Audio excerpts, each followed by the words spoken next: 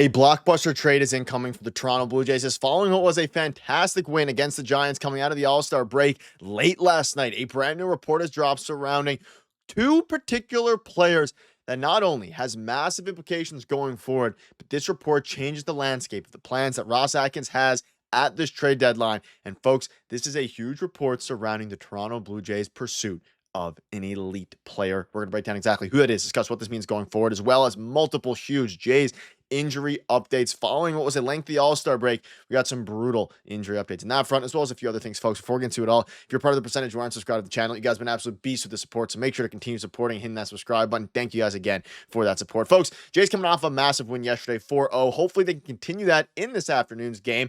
But what matters more, at least as of this moment, prior to the game starting, is a new report that has dropped late last night, and that is from Hector Gomez. And if you're unfamiliar with Hector Gomez, he got the Vladdy, signing right. He was right on the money. He's right on the money for a lot of things here. And he came out with a big report. And he said, after Jimmy Garcia and Ryan Burr injuries, the Blue Jays expect to add two bullpen arms. They have interest in Emmanuel Clase and Johan Duran if he's available. So, folks, Hector Gomez with an absolute bombshell report here because, again, he's been right with a lot of things. Take it with a little bit of grain of salt. Doesn't have the same validity as a guy like Jeff Passan, but he's been very reliable, especially as of late. It seems now that the Jays are going all in on their bullpen, and we'll dive into those injury updates and exactly why this happens. But we're now less than 2 weeks away from the trade deadline. The bullpen's in a little bit of shambles here, and the Jays are going all in. And this is very, very big news because Emmanuel Clase and Johan Duran are two of the highest end available talents you could possibly get when it comes to pitchers and, bullpen arms. And this is a report that dropped recently as well from Ken Rosenthal. And he said, the AL Central are the land of the relievers. The AL Central is the division of call the control of relievers. The Cleveland Guardians, Emmanuel Clase and Cade Smith are two trade candidates. And the Minnesota Twins, Griffin Jackson, Johan Duran are two others. Of course, prying any of those pitchers loose might be difficult. Both the Twins and Guardians are below 500. And of course, we'll have to see if they're selling. But you pair this tweet from Ken Rosenthal with the report from Mr. Gomez. Seems that the Jays are going all in. And, whether you want to believe the actual Hector Gomez report or not is up to you. The Ken Rosenthal report is true. They are going to be selling, most likely, Emmanuel Clase and Johan Duran. It's going to cost a boatload. But the more you think about it, the more it makes a lot of sense for the Toronto Blue Jays. We know multiple reports have come out revealing that they are all in. And I keep bringing this report up from Bob Nightingale because it's extremely accurate. They're going to be as aggressive as any team at this trade deadline because they have a golden opportunity here to make an absolute splash and actually win the AL East division for the first time in a while, since 2015, right? But you look at that and you also look at it from the perspective specifically of the starting pitchers available. And there doesn't seem to be as many as we initially thought because, Jacob deGrom, he's not going to get traded. High-end starting pitching talents, they don't seem to be super available at this moment. You have guys like Seth Lugo who aren't high-end but are guys that, could be interesting. I don't think there's an ace, at least out there right now, besides maybe Edward Cabrera. There's a couple guys we'll have future videos covering. But the bullpen may be the shot where the Jays say, okay, we need to go all in. It's the last year of our contract. Ross Atkins, Mark Shapiro, John Schneider. We have to go all in right now and just absolutely improve this team one way or another. You don't really need a bat. If Santander is going to come back, if he doesn't come back, you obviously do need a bat. But your big splash with your top blue chip prospects, whether that is Trey Savage, whether that is guys that, are maybe on the younger side of things. You obviously just acquired JoJo Parker at the draft. Clase is elite, right? I mean, last season, a 0.61 ERA, like 5 earned runs or less or something in the 74 games. This season started off pretty bad, has been really dominant since.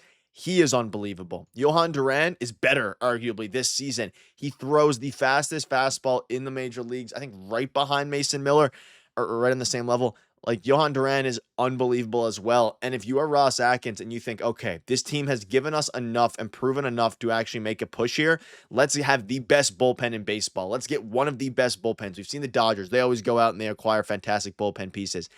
This would be one of the moves to make. Now, are they going to get both? I highly doubt it. But if you get one of these guys, I prefer Johan Duran. But regardless, if you get one of these guys, you are adding a fireballer to the bullpen. Both can throw 100. You're adding clear-cut closer, or setup man, depending on what you want to do, but really closer. And then you have Jeff Hoffman in the 8th inning. You have other guys coming back.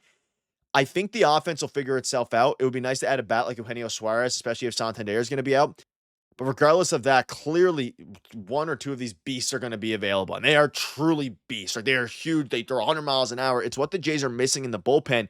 And it is exactly what this team needs. If you're looking at a clear-cut need, the number one need is a starting pitcher. There's no doubt about it. And they're going to get a starting pitcher right now. Is it going to be the upper echelon guy?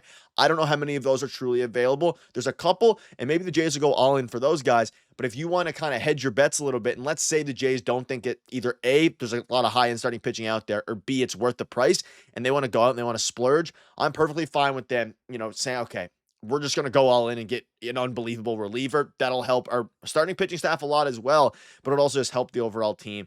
And it seems like that's what they're going to do because this is a heavy-duty report here, and it makes sense given some of the injuries. And let's dive into those right now because the injuries, also actually quick note before I wrap this up, let me know down below who you would prefer out of these two, but also who you think the Jays would trade. I mean, it would have to be one of their top prospects. I don't think this would take an Arjun Amala. Would you trade Trey Savage for Johan Duran or Emmanuel Clase? Like, would you trade him for one of the best relievers in baseball? Probably not, right? But is that what it would cost? Of course, you have the Aurelvis Martinez of the world. It's the Alan Rodens, all these different guys. Ricky Tiedemans. I think Ricky Tiedemann could be an interesting piece to give up in a trade, even though does he have a ton of value right now? Like, there's a lot of pieces that you'd have to move here. And to be clear, right, I would never trade Trey Savage for a reliever. The only player I'm trading Trey Savage for is a high-end starting pitcher.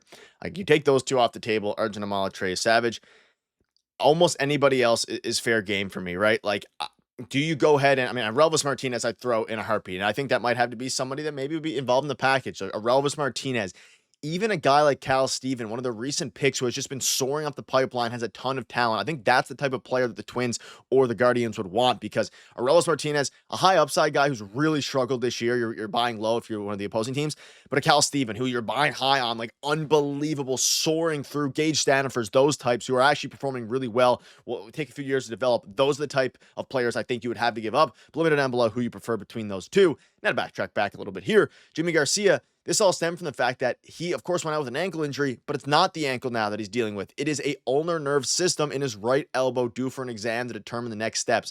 The reason these trades are so needed right now is because the Jays are dealing with a plethora of injuries, and we got a bunch of updates coming out of the break, none of which were good, quite frankly, besides a couple of Dalton Varsho and things like that. And we'll have another video, diving into the full, scale of these updates as we get more info surrounding this, week in this series with, of course, the Giants.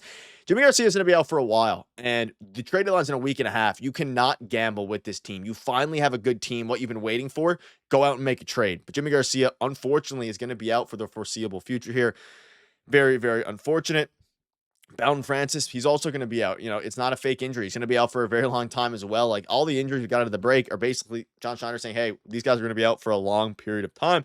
Ryan Burr, he's done for the season as well. And that's what stemmed from this report from Hector Gomez. Like, you don't have Ryan Burr for the rest of the year. Jimmy Garcia, there's question marks about his future, this season, in the next at least few weeks. And that's what matters right now. These critical games that are going to be played against the Yankees, in the next series. And the Yankees are lining up Max Fried, Carlos Rodon, like those two starters. This is going to be a gauntlet, and you're missing one of your second best reliever. And of course, you're also missing Ryan Burr for the rest of the year. You have other guys going down. Santander hasn't started swinging a bat yet. He's going to be questionable for a while. Andres Jimenez is making a little bit of progress. Luckily, good news is Dalton Varsho should be back within a week or two. Again, Jimenez, he's doing defensive work, but he still's not really where he wanted to be. I expected this All-Star break to give them a chance to get everybody back healthy. Not the case. And the unfortunate reality is the Jays have to make moves now. And that's why this bullpen thing, like, give up almost any prospect not named Arjun Amala or Trey Savage. And I know you guys might disagree with me. Relievers are very volatile. These are the two least volatile relievers you can get, right? Just elite every single season. And if you're trying to win a World Series this year, I'm fine just throwing every prospect out there. I'd honestly be fine giving up Arjun Amala and Trey Savage in a trade for an elite starting pitcher. Joe Ryan, for example. Edward Cabrera, that's fine. Not for a reliever, but give up almost anybody else. And Kyle Steven, a super highly touted prospect right now, the way he's flying up the rankings. Aurelvis Martinez, all day, every day. Everybody else out there, go for it. Trade them. And fix this bullpen. Not that it's necessarily horrible right now, and you're getting great contributions. Yeri Rodriguez, 4 earned runs in his last 34 innings. Unbelievable. Brendan Little, unbelievable. Jeff Hoffman, really good as of late. You had one more elite bullpen arm. it'd be terrifying, right, for opposing teams, and that's the big deal here. So let me know down below what your thoughts are on all this. Tons of new reports coming out. We know the report from Ben Nicholson-Smith. They have a lot of work to do, and this isn't to take away from the starting pitching staff. They need to get more starting pitchers. I just think that's going to be more of the lower grade move, surprisingly enough, because it's their highest grade need because of the lack of starting arms available. One quick note as well before I wrap up here. You get some good vibes. Will Wagner, he spoke about, the Jays coming back at the break, basically saying we were doing good. It was kind of like we want the break, but we're also playing so well we don't. So I think everybody was excited to get back. I'm excited that they're back, and the Jays need to go ahead and get some late game relievers and also get a hitter at the deadline with Santander having setbacks and not even swinging the bat. But that'll wrap it up, folks. You guys are beasts. Let me know down below what your thoughts are. Cheers.